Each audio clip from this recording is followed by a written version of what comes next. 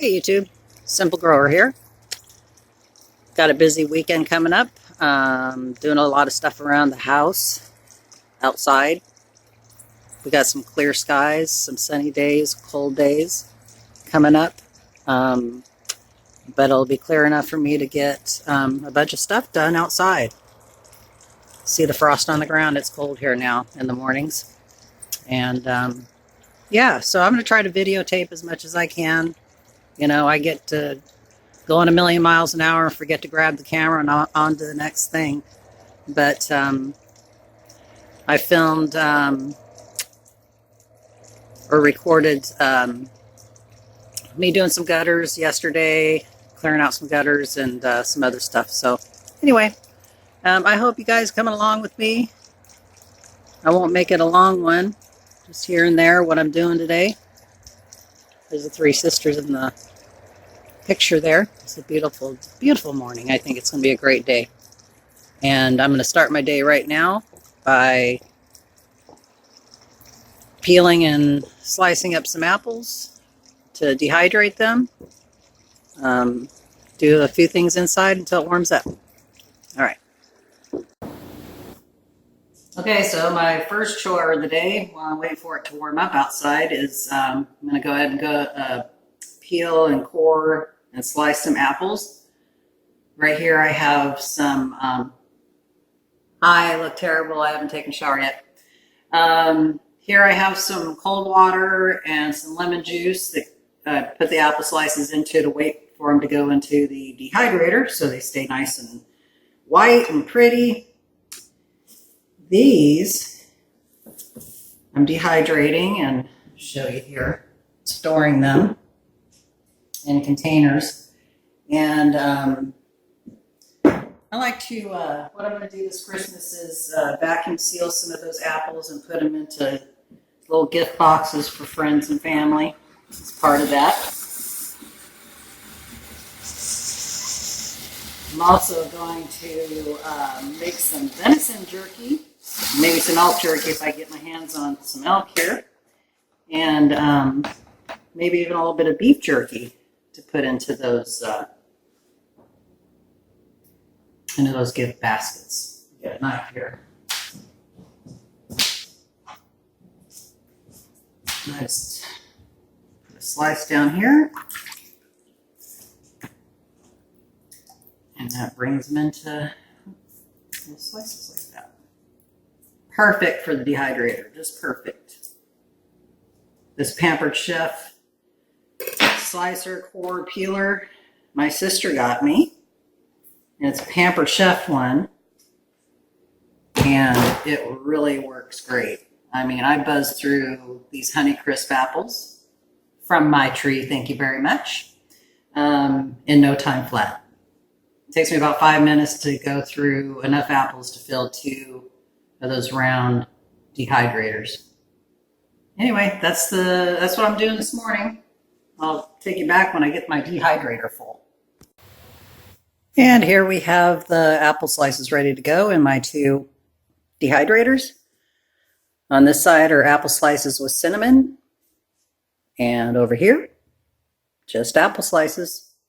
So these will take about 4 hours, and I'll check them periodically, switch the trays around, and now I'm on to making kiwi jam. Never done it before, but I'm going to do it. Hey there. So I just got done doing the dehydrated apples. They're dehydrating now. In the meantime, I'm going to go ahead and start a batch of June. I make kombucha, but I also make June. I prefer kombucha, but I kind of want to keep my June SCOBY alive for right now, so I'm going to go ahead and mix up another batch of the June. So here I'm just taking some filtered water and I'm going to put it on the stove top. I use 16 cups of filtered water. I brew the tea in, just this is a gallon, so I know how many cups it is. I brew the tea in just the first 8 cups of water because I leave the other 8 cups of water cool so I can pour it into this, cools the mixture down, cools the tea down faster so I can go ahead and put the SCOBY in it. I'll show you my SCOBY a little bit closer. When it's time to put it inside there, it's got to be cooled down to 90 degrees before I put it in there. So I'm going to go ahead and start bringing this water up to a boil. Again, it's June that I'm making, so green tea, I use just green tea bags. I use 16 of them because I like my tea to be a little bit stronger. Some people use 12. And I just use regular tea, you know, not expensive tea because this is June. And I don't use expensive tea in kombucha. You know, I kind of save the fancy tea for guests and for when I rarely like to drink a warm cup of tea, but sometimes I do, especially at work. Anyway, so I'm going to let this come to a boil, turn it down, let the tea steep, and I'll show you what's next. How you doing? So right now what I'm doing, I just got done slicing up the apples. They're in the dehydrator, dehydrating. They'll be about another 3 hours. So what I'm doing now, while I wait, is I'm going to go ahead and make a batch of June. I make both kombucha and June. I'll show you my June SCOBY a little closer when I put it in, but my June SCOBY needs to get used, so I'm going to go ahead and do that. I prefer kombucha over June. June is made with green tea and honey.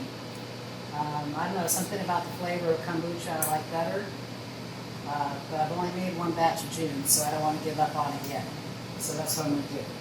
So anyway, in my June I use 16 cups of water. I go ahead and take the first 8 cups and, you know, heat up so I can steep my tea. I use not expensive tea, it's green tea for the June. You know, it's just a green tea bag, and I use 14 tea bags. You know, you shouldn't use really expensive. I mean, you can use expensive tea if you want, but it's June, so you're not really getting the flavor of the tea per se. And for me, I like to save my fancy teas for guests or for when I drink tea, which is rarely. I'd rather drink coffee, but yeah, so this water's just about up to heat here. Go ahead and put these in here. Let them steep for, I don't know, 20 minutes or so. And then we'll take them out. And then here's my June container. And I've already got 8 cups of cool filtered water in here. And after this is done, I'll pour the tea into that.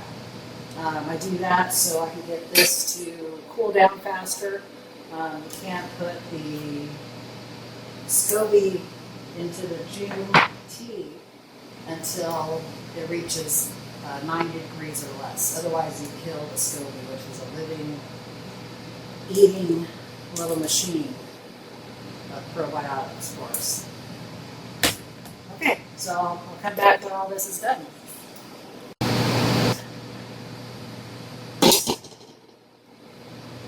Okay, so now I just remove the tea bags. And these tea bags are going to go into my compost pile. You saw my compost pile on either an earlier video or a later video. I don't know. I'm kind of compiling a bunch of stuff that I'm doing this weekend into a couple videos. Really, the weekend is the only time I slow down long enough to try to videotape, and sometimes that's not even successful. Anyway, so I'm going to go ahead and pour this into my June container. It's already got some cool down water in it. Nice green tea.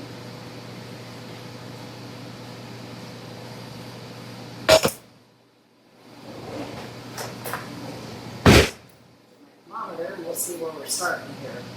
I need to get it down to 90 degrees.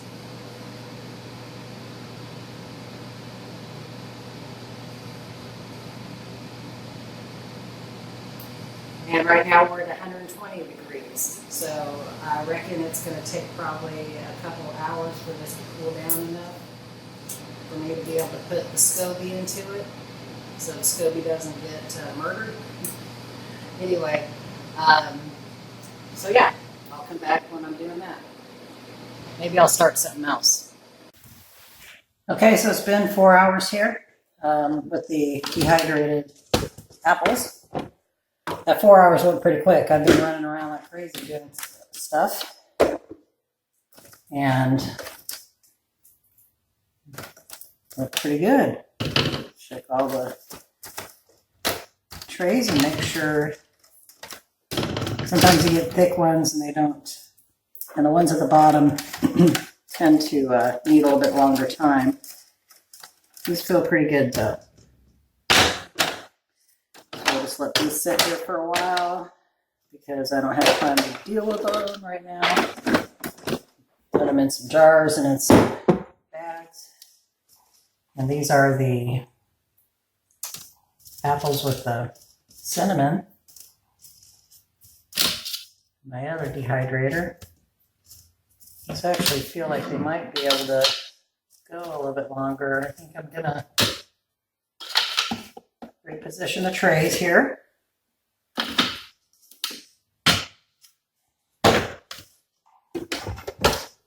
Let this run a little bit longer. I think I'm gonna go ahead and let this one run probably about 10 more minutes and let this run for 30 more minutes. And then they'll be good. Got to get all the moisture out because I want these to last for a long time. Like I said before, I'm going to be vacuum sealing some of these and putting them in an assortment of other stuff for Christmas gifts, which will include some venison jerky and some salmon jerky, some zucchini bread made with zucchini from my garden, these apples, and a variety of canned goods from my garden. So that's going to be my Christmas gifts to people, special people this year. Okay, I'll plug these back in. Get this timer going. 30 more minutes.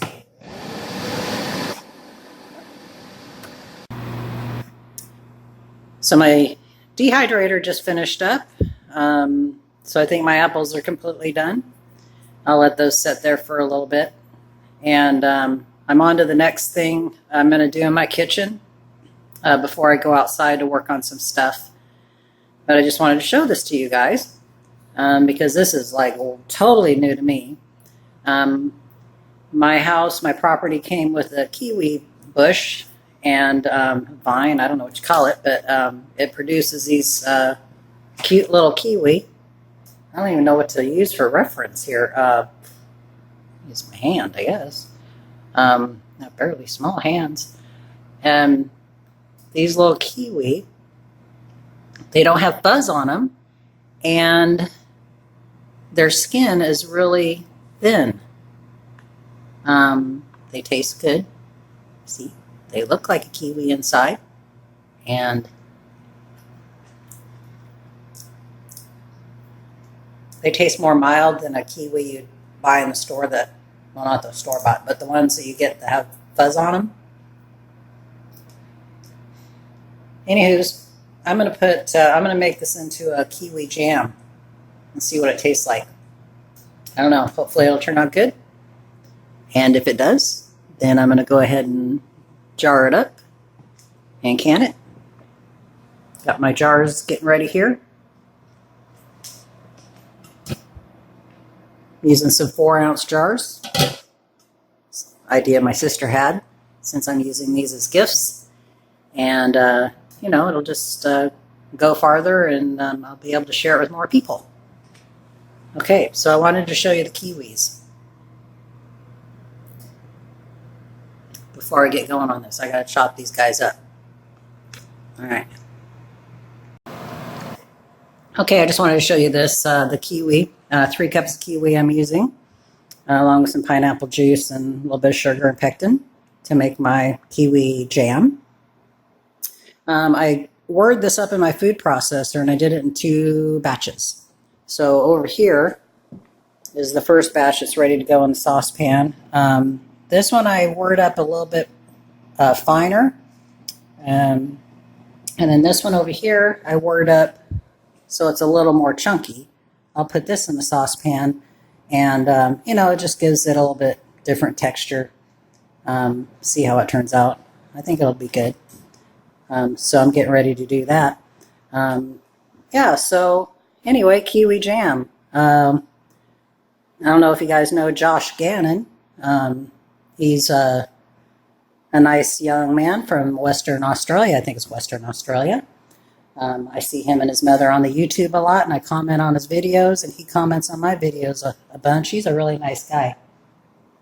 Anywho, I was talking about kiwis, I don't know, in some video, and he said, hey, why don't you make some kiwi jam? I'm like, wow, okay. I wasn't sure what to do with kiwis.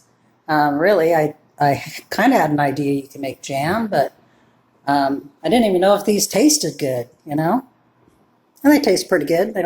I don't think they have as strong a flavor as a kiwi that I'm used to, with the kind with the fuzz on the skin. But these are pretty good. They're kiwi-ish. So we'll see how they turn out in jam. So anywho's, Josh Gannon, if you get a chance to go over and check out his channel, he's got a channel, and he shows his garden. He's going to be starting a new garden here pretty quick. So if you get a chance, go over and check his channel out. And I'll let you know how this kiwi jam turns out. My jars are ready, so all I need to do is boil this stuff down and then put it in the jars and process it. Okay, I've got my pectin and pineapple juice mixed in there. It's pretty thick already, We'll see how many 4-ounce jars this fills up. I don't reckon it's going to be too many, but I got a lot of kiwis, so far this has been super easy to make. We'll see how it turns out. It's got to taste good, though. It's got to taste good. Okay, so I got 10 4-ounce jars of the kiwi jam, I should say. And now we're just going to let them hang in a hot water bath for 10 minutes and pull them out. And while I'm waiting for those jars to process for 10 minutes, I'm going to check the temperature on my green tea here for my June. Need the temperature to be below 90 degrees for me to put this live SCOBY in there. And it's at 97, so we're not quite ready. So we'll just let this hang out for a little bit while longer. And then I'll put it together. Show you how that goes. Okay, so my timer's going off, but just wanted to show you real quick these apples. They're done. And so I'm just going to let them hang out here for a couple minutes. Pull these jars out of my kiwi jam. And then I'm just going to wait a couple minutes and so I'll get to that. Okay, a couple things I wanted to show you here is the kiwi jam. I took it out of the hot water bath. Blah. And, gosh, hard to get you in some good light there. But it turned out really good. I mean, it's setting up. It hasn't sealed yet, but I'm still waiting for that. It still needs to cool down some. I tasted it before I put it in the jars, and it didn't taste bad. I mean, it called for pineapple juice. So I put that in there, and I taste the pineapple juice. I taste a little bit of the kiwi. Anyway, I think it'll taste pretty good. I think it did taste pretty good. So, yay, I can do something with my kiwis now. Anyway, over here,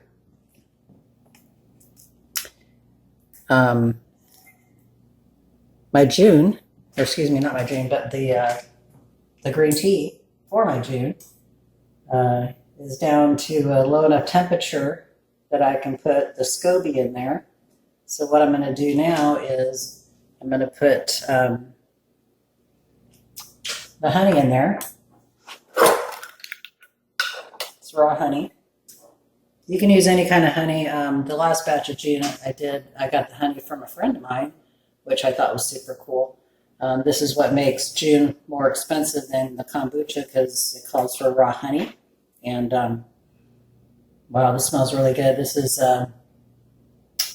it's called buckwheat blossom. Tastes really good. Smells really good. Tastes really good too. Anyway, so we're going to put that in there. I'll use a cup.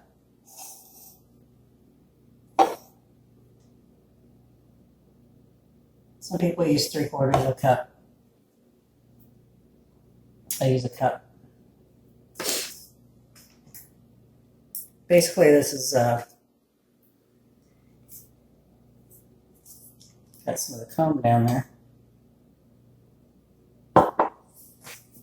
Basically, this is what the SCOBY feeds on while it ferments.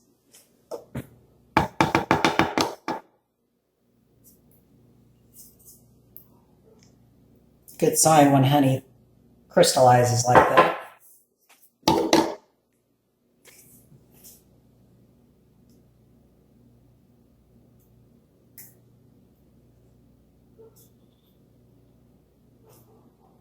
Not quite there. One more good spoonful.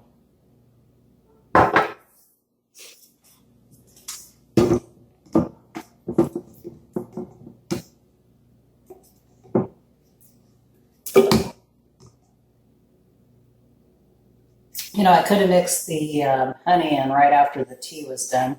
It was while it was hot.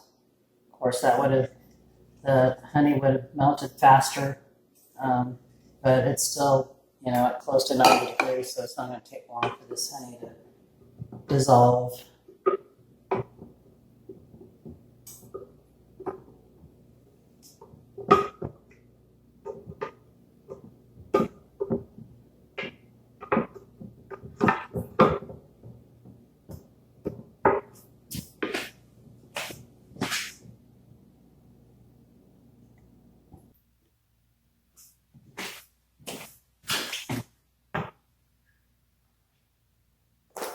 Get the SCOBY out here.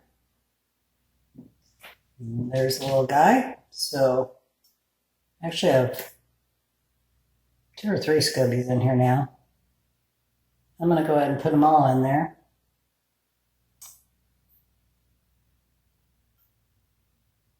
Doesn't hurt. And I really don't have, this is the original SCOBY here. You can get those on Amazon. Really cheap, like $7. There's another SCOBY there. And then you want to pour the SCOBY juice, what the SCOBYs were in, into your mixture as well.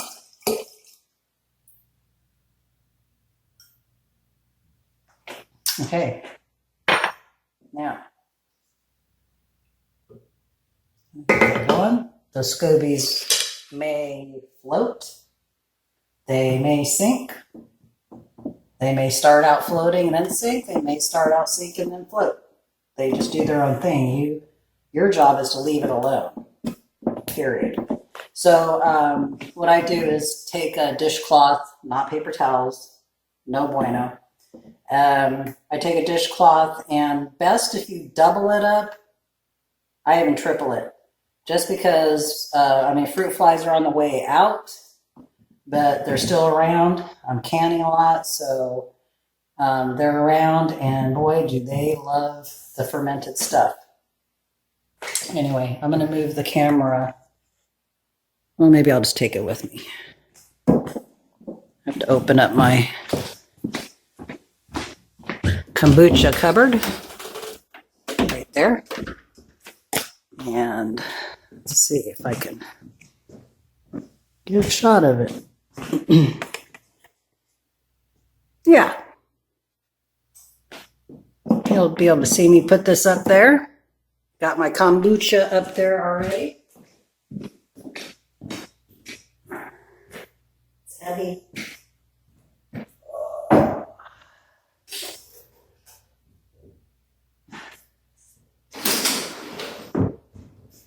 Forget about it. Now you just leave it alone. Say a prayer. Thank you, kombucha. No, actually, thank you, June.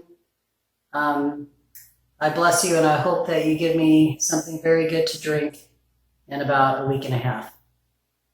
Now you just leave it alone.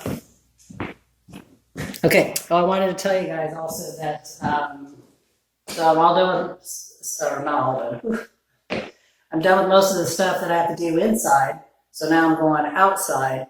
But first, I want to put this video on the YouTube. One, to keep it kind of short. It's going to take forever for it to upload. And two, I just got a lot of stuff to do outside. So I'll probably put that on a video tomorrow. All right. See ya.